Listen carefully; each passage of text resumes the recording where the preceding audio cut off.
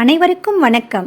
புத்தக தேனீக்கள் நிகழ்ச்சியில் ஃபைனல் சப்மிஷன் ஃபார்மில் எந்த ஃபோல்டரை காப்பி செய்து பேஸ்ட் செய்வது என்பதை பற்றி சில மாற்றங்கள் கொண்டு வரப்பட்டுள்ளன. அதை பற்றி இப்பொழுது பார்ப்போம். நம்ம ஃபோனில் கூகுள் டிரைவ் ஓப்பன் பண்ணி அதில் ஒரு ஃபோல்டரை க்ரியேட் பண்ணி அதுக்கு புக் பீஸ் அப்படின்னு ரீநேம் கொடுத்து வச்சுக்கணும். அந்த புக் பீஸ்க்குள்ளே எத்தனை மாணவர்கள் பங்கேற்கிறார்களோ அந்த மாணவர்களுக்கு ஃபோல்டரை க்ரியேட் பண்ணி அவர்களுடைய பெயரை அந்த ஃபோல்டரில் ரீநேம் பண்ணி வச்சுக்கணும்.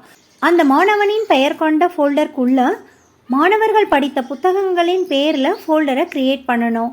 எக்ஸாம்பிள் பொறி உருண்டை, பட்டம் பறக்குது, மீனா கேட்ட தோசை, இந்த மாதிரி ஃபோல்டர்ஸை நம்ம ரீநேம் பண்ணி க்ரியேட் பண்ணி வச்சுக்கலாம்.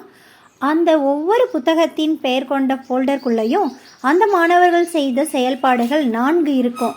நூலின் முகப்பு அட்டை, நூல் வாசிப்பு குரல் பதிவு, நூல் திறனாய்வு எழுதியத்தால், நூல் திறனாய்வு குரல் பதிவு, இந்த 4 ஃபைலையும் அந்த ஃபோல்டருக்குள்ளே நம்ம பதிவு பண்ணி வச்சுக்கணும்.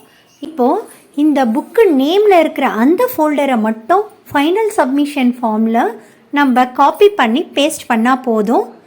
புக் நேம் ஃபோல்டருக்கு நேராக இருக்கிற இந்த 3 டாட்ஸை கிளிக் பண்ணி மேனேஜ் அக்சஸ், அதுக்கப்புறம் ஜென்ரல் அக்சஸ், அதில் any one with the link, editor, இந்த ஆப்ஷன்ஸ் எல்லாம் கரெக்டாக இருக்கான்னு செக் பண்ணிவிட்டு மேலே இந்த லிங்க்கை காப்பி பண்ணி கூகுள் ஃபார்மில் இந்த இடத்துல லாங் ப்ரெஸ் கொடுத்து பேஸ்ட் பண்ணிக்கணும்.